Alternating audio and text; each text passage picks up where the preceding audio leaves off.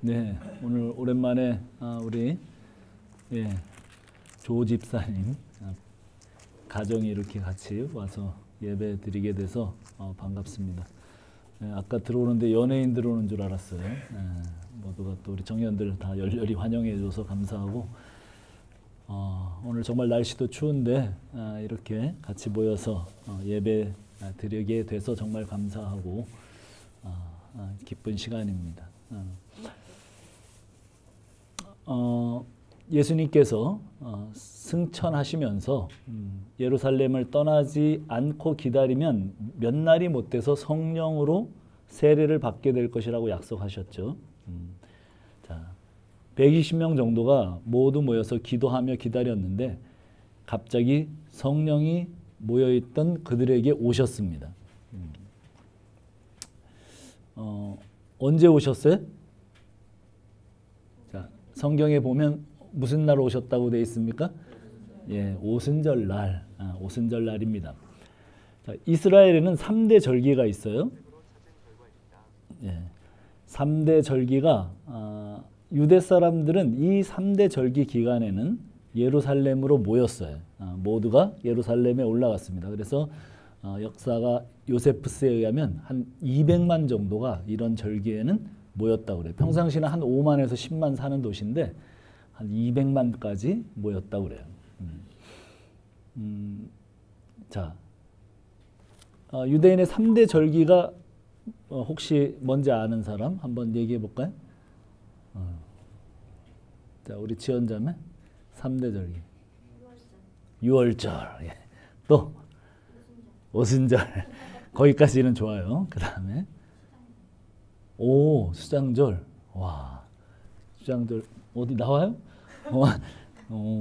예, 맞습니다.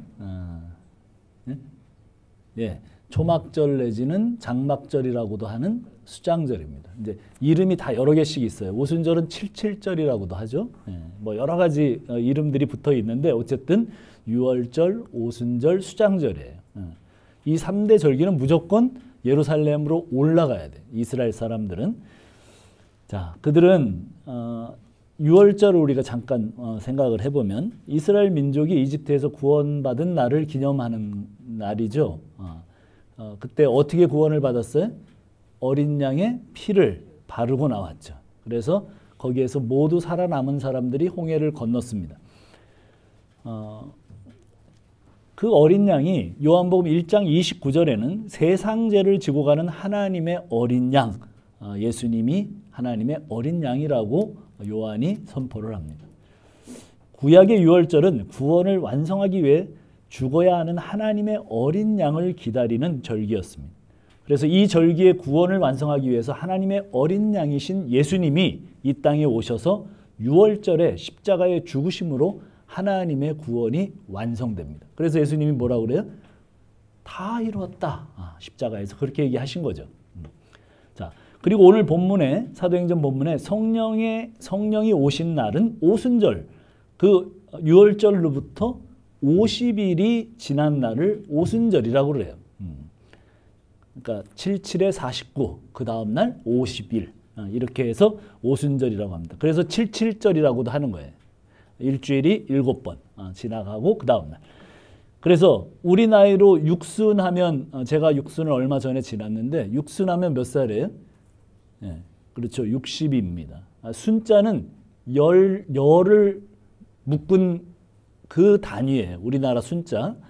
그래서 오순 그러면 50이 10개 묶음이 있는 거죠. 그래서 50인 거예요. 그래서 오순절. 그런 뜻입니다. 자, 출애굽한 이스라엘 백성들이 50일 만에 시내산에서 하나님의 율법을 받아요. 자, 오순절은 뭐냐면 물론 이제 보리 추수가 첫 수확을 거둘 때 드리는 절기이기도 하지만 일단 더 중요한 의미는 이스라엘 백성들이 유월절을 지나서 50일 만에 시내산에서 모세가 대표로 뭘 받아요? 하나님의 계명을, 율법을 받는 바로 그 날입니다. 모세가 이스라엘 대표에서 돌판에 새겨진 율법을 받아서 시내산에서 내려왔어요. 자, 모세가 시내산에 올라간 그 시간에 산 밑에서는 어떤 일이 있었는지 알죠? 이스라엘 백성들이 모두 아론을 목 졸라가지고 야, 도대체 모세는 안 내려오고 우리를 인도한 그 모세는 없으니까 이제 인도할 자를 만들라. 그러면서 우리를, 그래서 뭐가 나와요? 금송아지를 이렇게 나오죠. 그러니까 그 금송아지를 가지고 뭐라고 얘기합니까? 이는 우리를 애굽에서 인도해낸 신이다. 이러면서 거기서 그 송아지를 둘러싸고 춤을 추면서 예배하면서 난리가 났어요. 그 이후에도 이스라엘 백성들은 하나님의 말씀 율법을 지키고 살겠다고 맹세했지만 이스라엘 역사는 그들의 나라가 망할 때까지 우상 숭배의 역사라고 구약 성경은 증언합니다. 이런 이스라엘을 향해서 하나님께서 새 언약을 주시겠다고 해요. 새 언약은 돌판이나 두루마리에 새긴 언약이 아니라 이스라엘 백성들의 마음판에 새길 것이라고 하십니다.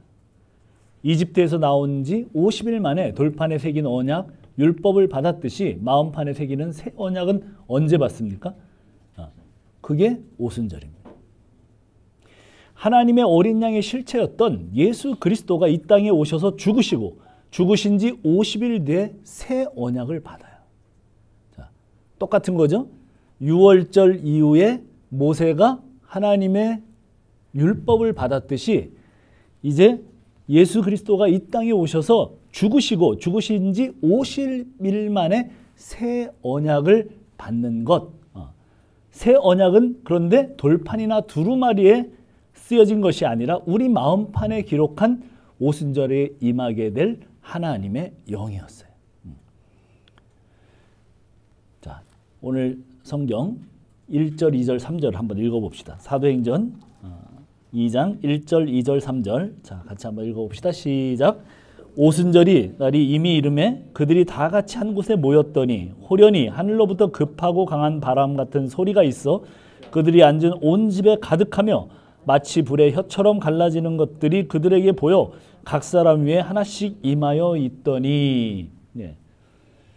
자, 그런데 그 성령이 어디로부터 와요? 네, 하늘로부터 와요.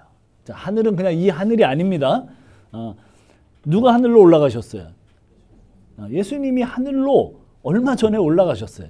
제자들이 보는 앞에서 하늘로 올라가신 분이 예수님이에요. 그 하늘로부터 성령이 오십니다. 조금 더 지나가서 보면 사도행전에서 그 성령을 보내시는 분이 누구냐면 예수님이에요. 자, 그 하늘로부터 예수님이 성령을 보내셨고 그 성령이 지금 오순절에 임하는 겁니다. 그런데 성령 강림의 첫 번째 나타난 현상은 뭐였냐면 거기 보니까 급하고 강한 바람 같은 소리였어요. 두 번째는 불의 혀처럼 갈라지는 현상이었어요. 그래서 사람들이 많이 이것을 어떤 성령 강림을 굉장히 바라는, 성령 대망하는 그런 교파나 교회들이 모여서 성령 그런 걸 할 때 어떻게 해요? 이런 어떤 현상들이 일어나기를 굉장히 갈구하고 열렬히 기도하면서 그러한 체험을 굉장히 기다리죠. 근데 사실은 그런 얘기가 아니고 출애굽기 19장에서 모세가 시내산에서 율법을 받을 때 일어났던 현상들이에요.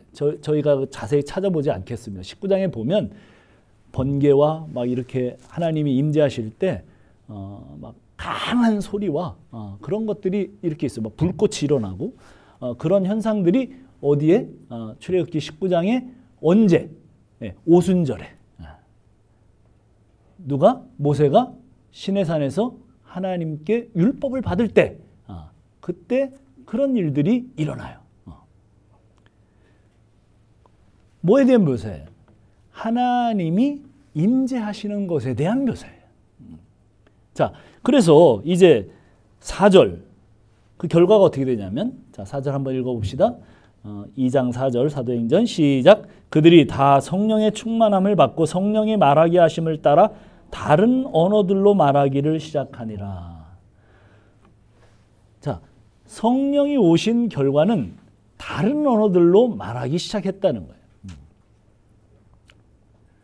3절에서 성령의 임재에서 나타났던 현상은 좀 더 원문에 가깝게 번역하면 갈라지는 불처럼 보이는 혀들이 제자들에게 임했다. 그런 말이에요. 무슨 말이냐면 불과 같은 모양을 한 외국 언어 방언들이 성도들 위해 나누어졌다. 좀 더 정확하게 묘사를 하면 그런 말이에요. 120명에게 임한 불꽃이 여러 갈래로 갈라지듯 그들의 다양한 외국어로 말할 수 있는 일들이 지금 거기에 모인 120명에게 나타났다는 말이에요. 이것이 성령이 오신 결과이고 모습이에요. 그래서 오순절 계통 교파에서는 여기 본문을 근거로 해서 예수 믿는 것의 표징으로 방언을 해야 된다고 그렇게 가르쳐요. 그래서 방언을 받은 사람이 구원받은 거예요. 그런 식으로 가르치죠. 그런데 사도 바울이 이 방언에 대해서 자세한 가르침을 고린도전서 14장 21절로 22절에 주고 있습니다. 한번 찾아볼까요? 고린도전서 오늘은 좀 찾아봅시다. 성경을. 고린도전서 14장 21절로 22절.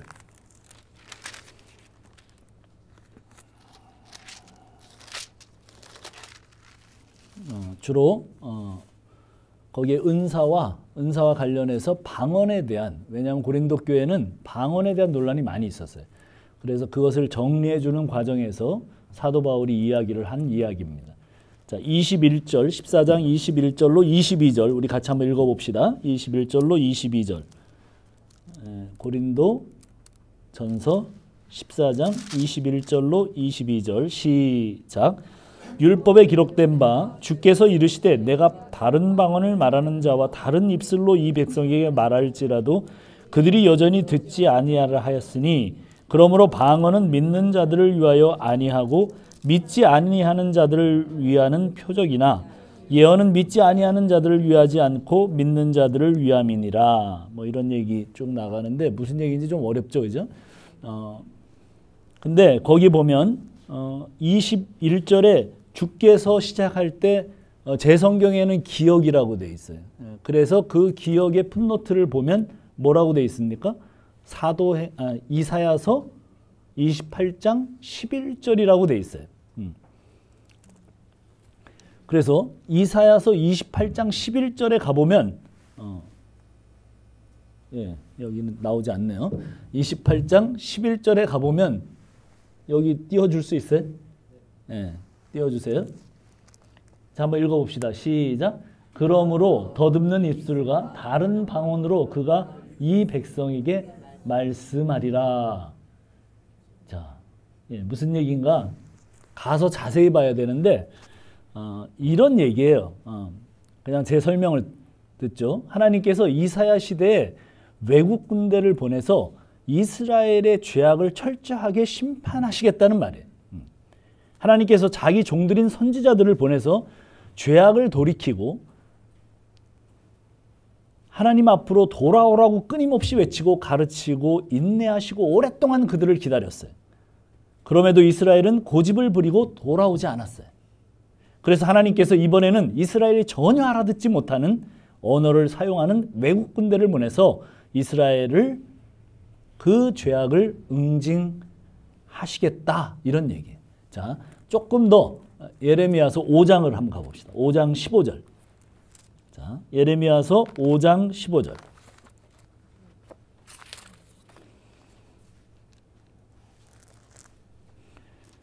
예레미야서 5장 15절. 자, 여기 띄워줍니까? 네, 예레미야서 5장 15절 같이 한번 읽어볼까요? 시작. 여호와의 말씀이니라. 이스라엘 집이여 보라, 내가 한 나라를 먼 곳에서 너희에게로 오게 하리니 곧 강하고 오랜 민족이라. 그 나라 말을 내가 알지 못하며 그 말을 내가 깨닫지 못하느니라. 외국 군대가 쳐들어오면 어떻게 돼요? 그 말을 알지 못해요. 막 무슨 얘기를 하는데 전혀 모르는 말을 하는 사람들이 와서 누구를? 이스라엘 백성들을 처단하는 거예요. 그런 일이 벌어질 것이라고 예레미야가 예언을 합니다. 이사야 36장에 가면 그 자세한 내용이 좀 나오는데 아스루가 침공을 해요. 그런데 거기에 그 적장들과 이쪽에서 그 적장들이 막 아람말로 말을 해요. 아람? 그 아스루는 아람 방언을 써요. 아람말로 말하는데 이쪽에서 유대 쪽에서 뭐라고 얘기를 하냐면 히스기야나 그쪽의 장군들이 뭐라 그러냐면 니들 아람말 쓰지 말라고. 아람말은 우리가 알아듣는다고. 왜냐하면 아람말하고 유대말하고는 되게 비슷해요. 사촌어는. 그러니까 알아들으니까 말하지 말래요. 그 이야기가 진행이 되면서 결국은 아수르로부터는 누가 구원을 받아요? 그 유다가 절대 침공을 받지 않고 그 아수르는 다 멸망하고 죽어요. 그런데 그 뒤에 누가 쳐들어옵니까? 전혀 알지 못하는 언어인 바벨론이 쳐들어와서 결국은 유다가 망하게 됩니다.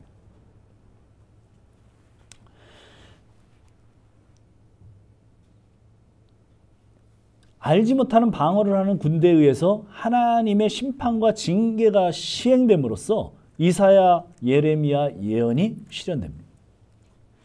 자, 구약의 이 이야기와 바울이 왜 이 이야기를 들고 와서 오순절 방언과 또 그 방언에 대한 관계가 무엇이길래 이렇게 이야기를 하는가? 왜 바울이 구약 성경을 인용하는가? 자, 무슨 얘기냐면 하나님을 대적하며 고집을 피우던 이스라엘은 전혀 다른 방언을 말하는 외국 군대에 의해서 심판하셨던 것처럼 이제 예수 그리스도를 그들에게 보내셔서 하나님의 분명하신 뜻을 예수님을 통해 그들에게 가르쳐 주시고 하나님이신 그분이 인간이 되셔서 인간의 언어, 아니 그 유다 사람들이 알아들을 수 있는 언어로 가장 명확하게 하나님의 뜻을 가르쳐 주셨음에도 불구하고 예수님을 십자가에 못 박아 죽여버립니다. 마치 이사야, 예레미야 시대에 살았던 이스라엘 백성들의 태도와 예수님 시대의 유대 백성의 태도가 같아요. 자신들의 말로 충분히 알아듣기 쉽게 선지자들이 설명하고 가르침에도 불구하고 그 선지자들을 다 죽이고 예수님까지 십자가에 못 박아 죽이는 유대인들의 모습은 너무나 같은 모습이에요. 이렇게 예수님을 십자가에 못 박아 죽인 그들을 대신해서 순수히 예수를 믿는 이방인들에게 성령을 부어주셔서 하나님의 자녀로 삼으셨다는 하나님의 심판의 내용이 방언입니다. 자, 선지자들을 보내시고 하나님이신 예수님이 이 땅에 오셔서 가르치시고 하나님 앞에 나올 수 있는 길을 가르쳤음에도 불구하고 그 이스라엘 사람들은 왜 그렇게 완악하게 거부를 했습니까? 바울이 이렇게 밝힙니다. 로마서입니다. 로마서 9장 30절로 33절. 내용이 기니까 우리 가서 읽어봅시다. 네.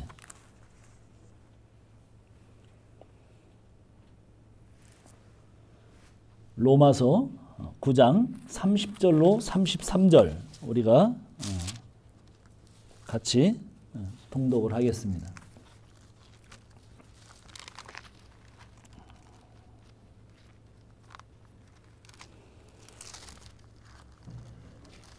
자, 우리 같이 한번 읽어봅시다. 시작.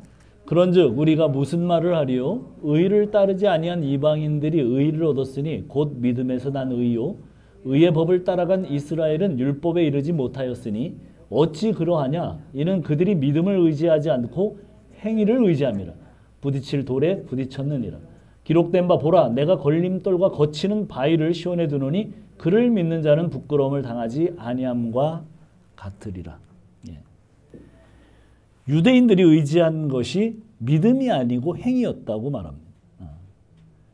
그들이 의지한 행위가 뭐냐? 혈통이에요. 지식이에요. 한마디로 우리에게는 아브라함과 모세가 있다는 거예요. 딱 들으면 우리가 교회는 그러면 이제 뭐 하지 말아야 되겠구나. 그렇죠. 사람 자랑, 전통 자랑, 지식 자랑을 하지 말아야 되는구나. 금방 또 깨달음이 오죠. 그리고 그들은 철저한 종교적 삶을 자기들의 의로 살아냈어요. 유대인들은 자기들의 헌신을 의지해서 겉으로 드러나는 자기들의 종교 생활을 자기들의 의로 삼았어요. 그렇게 되면 어떻게 됩니까? 바리새인들처럼 그렇게 되는 거예요. 너 이거 안 지켰어. 쟤들은 뭣도 안 해. 이렇게 맨날 비난하고 비판하고 정죄하고 자신들이 하나님의 자리에 올라간 거죠. 교회가 금방 그렇게 됩니다. 처음에는 은혜로 출발하지만 신앙생활을 좀 잘하고 오래 한 사람들, 이 종교에 익숙한 사람들이 항상 그렇지 못한 사람들을 향해서 하는 행동과 말이죠.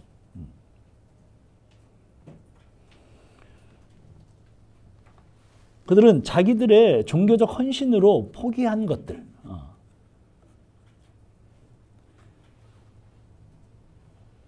사람은 뭔가를 희생하고 헌신을 하면 반드시 거기에 대한 보상 심리가 따라요. 그리고 시간이 지나가면 자기들이 처음에 출발하고 마음먹었던 그 진심은 다 사라집니다. 그런 사람들의 특징은 그런 사람들의 삶에 뭐가 없다는 거예요? 회개가 없다는 거예요. 그렇죠. 저 세리는 저 세리와 같지 않음을 감사합니다. 저는 뭐 11조도 하고 뭐 저는 뭣도 하고 저는 뭣도 하고 자기 의죠. 자기 종교적인 의를 말합니다. 그리고 절대 하나님 앞에서 자기가 어떤 존재인지를 돌아보지 못합니다. 전도를 해보면 내가 뭘 얼마나 죄를 졌길래 그러냐고 사람들이 그러죠. 믿지 않는 사람들은 그렇습니다. 우리가 죄인이고 정말 십자가를 통해서 용서받아야 될 죄인이라고 얘기를 하면 뭘 그렇게 내가 죄인이겠냐고 그렇게 얘기를 합니다. 신앙생활을 처음 시작할 때도 우리는 사실은 자기의 죄성을 깊이 들여다보기는 어려워요. 그러나 주님을 사랑하면 할수록 우리 주님께서 우리를 얼마나 많이 참으시고 얼마나 깊고 넓게 우리를 사랑하시는지를 철저히 깨닫게 됩니다. 그것이 주를 신실히 따라가는 자들에게 끊임없는 회개가 터져나오는 이유예요. 그런 사람은 다른 사람을 지적할 여유가 없어요. 정말 객관적으로 무례하고 잘못한 사람들이 있어도 그를 참아줄 수 있는 믿음 깊은 사람이 된다는 뜻입니다.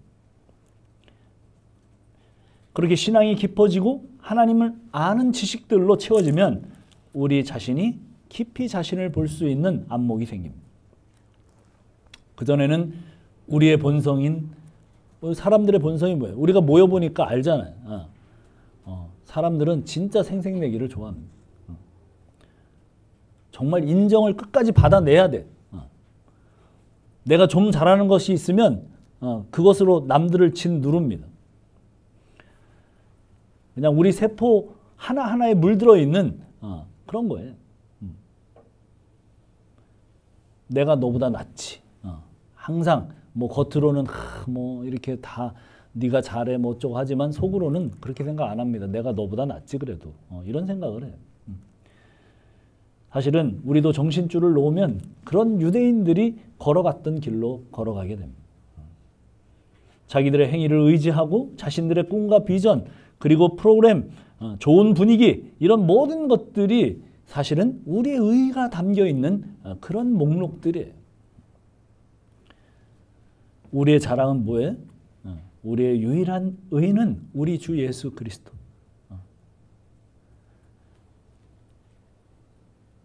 절대 구원받을 수 없는 지옥의 저 아랫목에 가야 될 우리를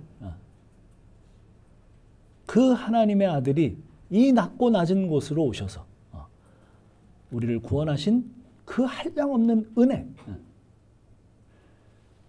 그것밖에 자랑할 게 뭐가 있겠어요. 그래서 천국에 가면 그 12 장로가 하는 일이 뭐예요? 자기들의 면류관을 다 주님 앞에 던져놓는다는. 계시록에서 그 장면이 보이잖아요. 예, 면류관을 받았어요. 그 12장로, 그 교인들, 하나님의 백성들은 그 면류관을 받았어요. 얼마나 헌신했겠어요. 하나님의 교회. 그런데 그들이 주님을 보자마자 전부 다 이것은 당신 것입니다. 그리고 다 집어 던져요. 그 면류관을 집어 던져요. 우리의 자랑, 우리의 유일한 의인은 우리의 주 예수 그리스도밖에는 없습니다. 사실은 교회 공동체 안에서 다른 거 다 어설퍼도 돼요. 예. 우리 지금 공동체가 모여서 유일하게 조금 뭔가 일을 하는 이렇게 집단이 있다면 찬양팀인 것 같아요. 찬양팀이 모여서 연습하고 이렇게 하는 거 보면 굉장히 열정을 가지고 잘 하려고 애를 씁니다. 좋은 거예요. 하나님 앞에 자기들의 정성과 자기들의 은사와 자기들의 그 모든 것들을 좀 잘 들여보고 공동체가 모였을 때 그것으로 은혜가 되게 하려고 하는 그런 태도들 좋은 거죠. 그러나 좀 어설퍼도 돼요. 좀 틀려도 되고, 예, 좀 삑사리를 내도 되고, 그래야 저 같은 사람, 예, 저 같은 사람 있을 거 아니에요. 그런 사람들이 나도 찬양팀에 들어가서 하나님께 영광을 돌려야지 이런 마음이 생길 거 아니에요. 너무 잘하면 어떻게 됩니까? 예, 저 전번날 우리 재현 형제가 와서 이 찬양팀 연습하는데 같이 좀 했어요. 와, 우리 재현 형제가 찬양을 이렇게 하는데 그냥 은혜가 돼. 그냥 그 목소리 자체의 은혜가 돼. 근데 한쪽으로는 또 그런 생각이 들더라고. 와, 저런 친구가 나와서 앞에서 보컬을 하면 다른 사람들 다 주눅 들어서 정말 좀 하기 어렵겠다. 기준이 거기가 돼버릴 거 아니에요.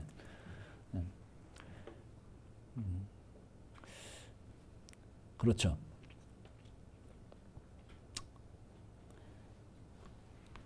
좀 다른 것들은 어설퍼도 괜찮을 것 같아요. 네. 안에서 우리가 하는 모든 것들 또 뭐 식사가 있을 것 같아요. 식사 좀 어설프게 돌아가도 될 것 같아요. 네. 없으면 뭐 봉사할 사람이 없으면 또 뭐 도시락 시켜 먹고 안 되면 안 먹고 그냥 지역 경제 활성화를 위해서 다 같이 나가서 3, 4, 5 먹어도 되고 네. 막 거기에 영성을 꼭 먹어야 된다. 뭐 이렇게 안 가기를 바래요. 우리 젊은이들 다 유연하니까 지금 무슨 얘기인지 잘 알아들을 텐데 그렇죠. 그렇게 하는 게 맞을 것 같아요. 교회 공동체는 정말 뭐 우리 교회는 밥이 맛있어 뭐 이런 거보다 뭐 그런 거 자랑보다 정말 우리 교회는 예수님 그 한 분.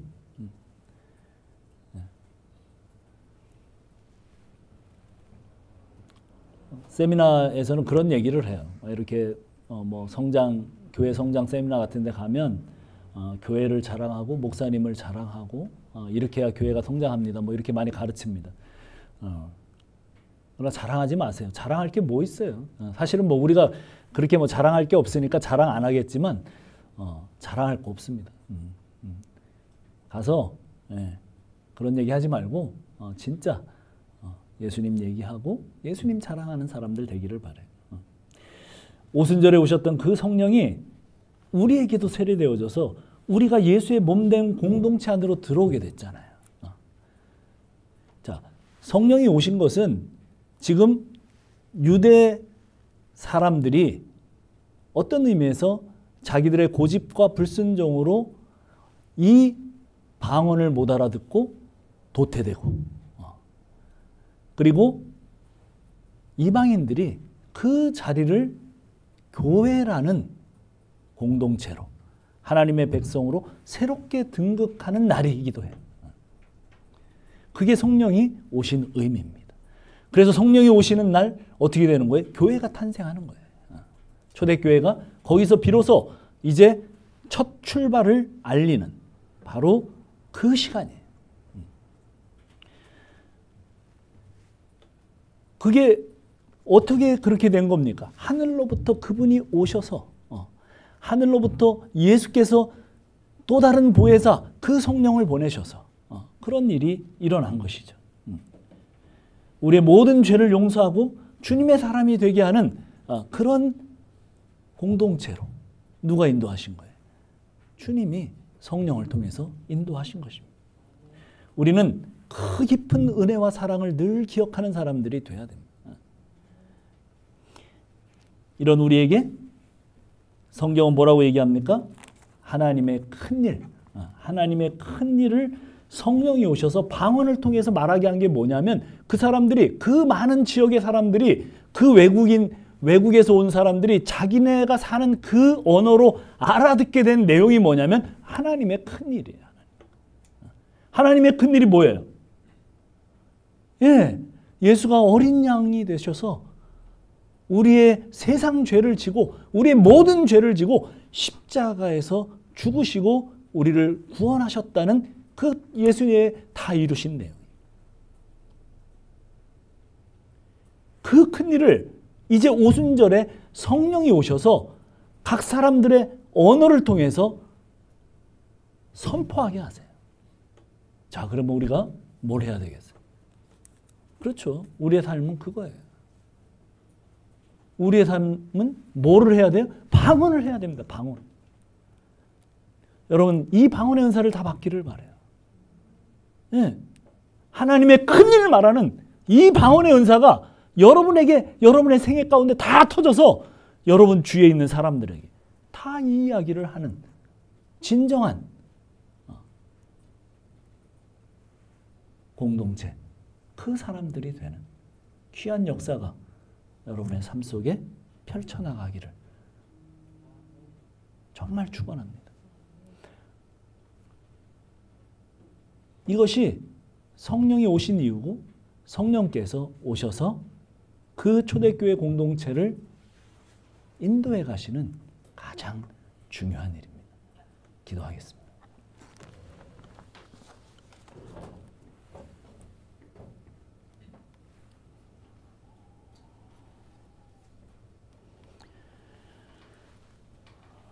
네, 우리 기도하기 전에 다음 주 금토일에 청년 수양회가 있습니다. 우리 여기 우리 교회 예배당에서 금요일 저녁부터 주일까지 이제 진행이 될 겁니다. 우리 청년들 또 참여해 주시고 또 주변에 있는 청년들 독려해서 같이 은혜의 시간이 되기를 바랍니다. 우리 잠깐 같이 기도하겠습니다.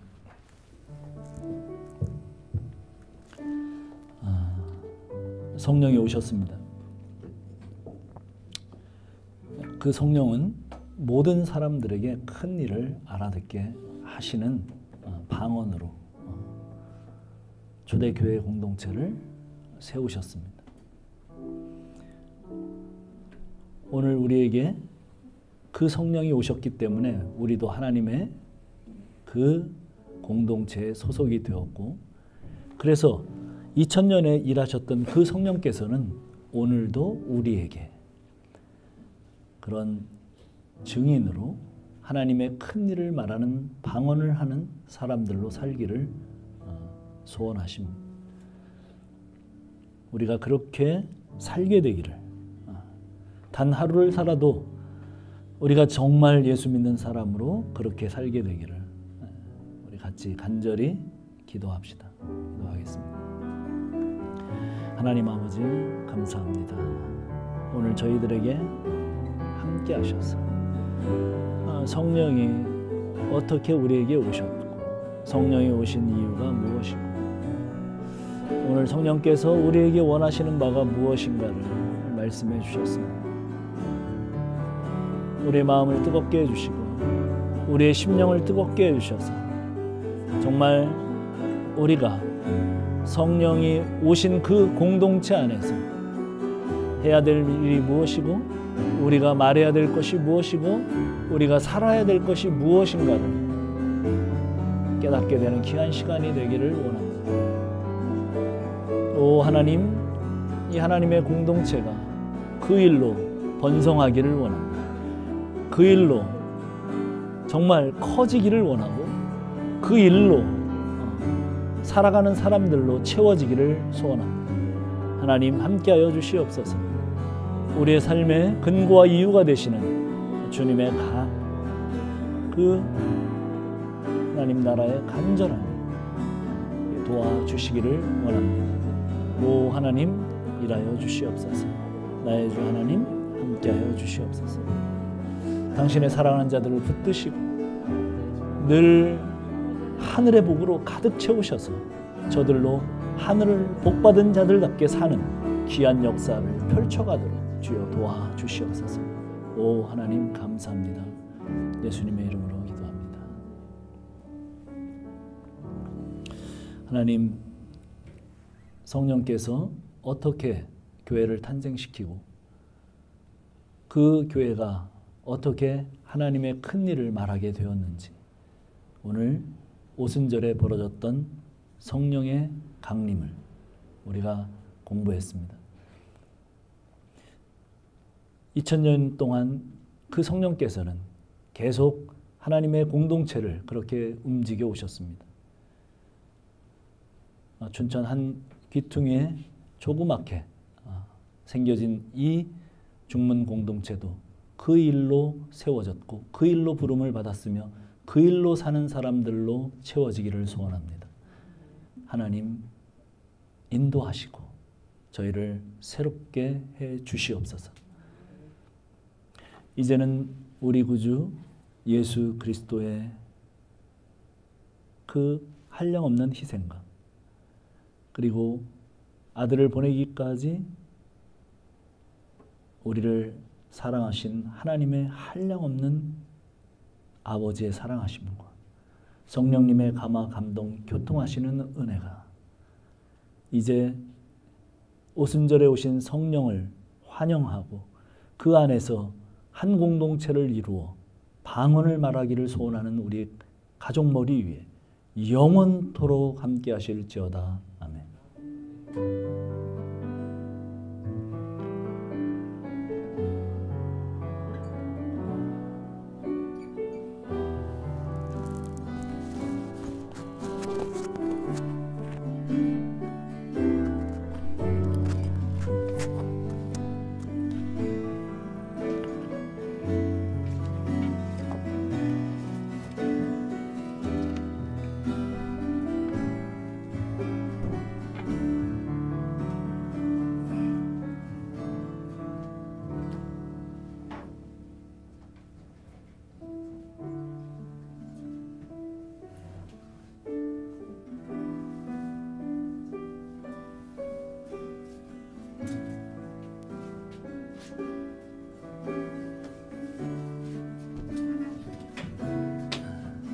찬양 한 곡 하겠습니다.